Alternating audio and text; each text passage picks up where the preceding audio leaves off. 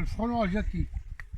Alors voilà la pince, cuillère et fourchette. Alors j'ai mis un collant moi, parce que les frelons asiatiques ça fait 5 mm. À 5 mm ils passent. Hein. Alors les portes vertes des ruches, c'est de la merde. Bon, normalement le frelon asiatique il est là-dedans. On va bien le voir. Je pince. Il est pincé, il est dedans. Je retourne.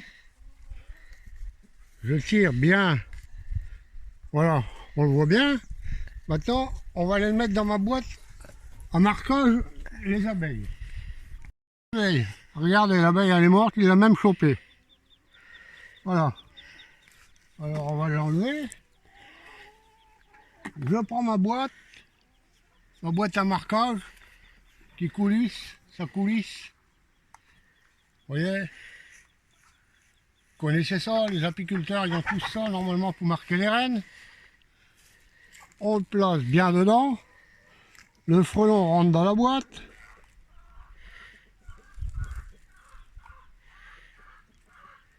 C'est pas facile, hein.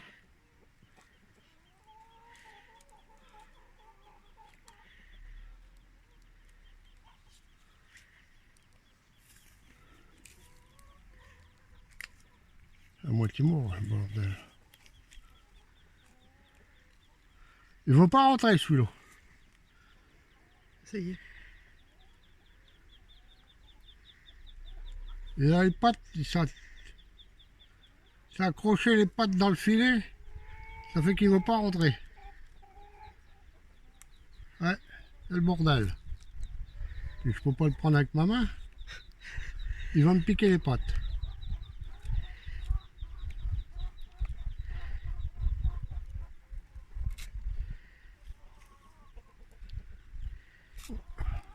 Voilà. Voilà. Voilà, l'asiatique, il est dedans. Donc, vous connaissez ça, on pousse. Il est coincé.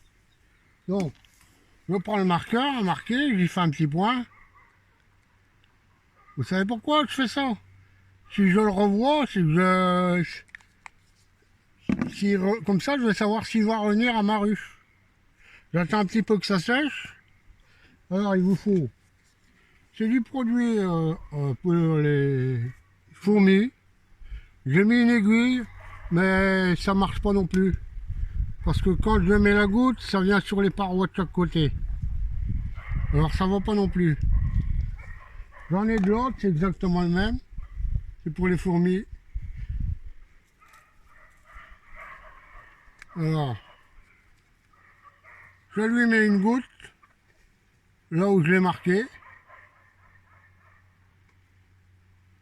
Alors je prends un petit pinceau, parce que la goutte elle vient se mettre sur les deux parois, alors il l'a pas, ça fait qu'il a rien du tout, le frelon.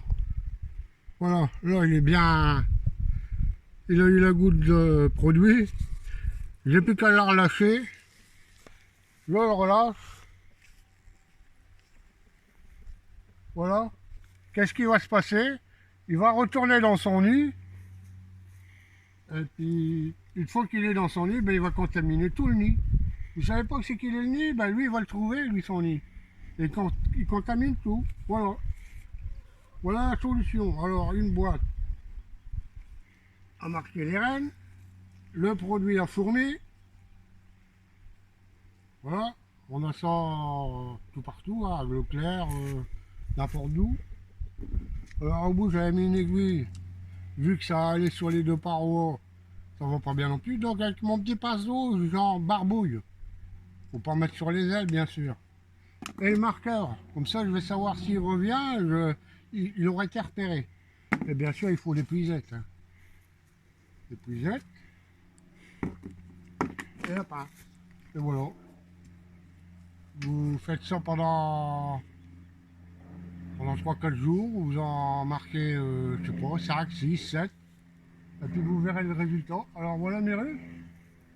Vous voyez des frelons asiatiques, moi j'en vois pas. Hein. Ça fait une semaine que j'ai commencé, et ben voilà le résultat. Alors tous les boîtes qui font là, les bouteilles, j'en ai eu des bouteilles, il y en a là-bas, venez voir. Voilà. J'en ai fait des boîtes à frelons. Ça, c'est une création que tu as faite. Alors ça, c'est une boîte que, bien sûr, j'ai été acheté à Action. Ça vaut 2 euros. Hein. Ils vendent les boîtes à 40 euros. Hein. Et c'est le même, hein. Il y a grille ou sans grille. Pour que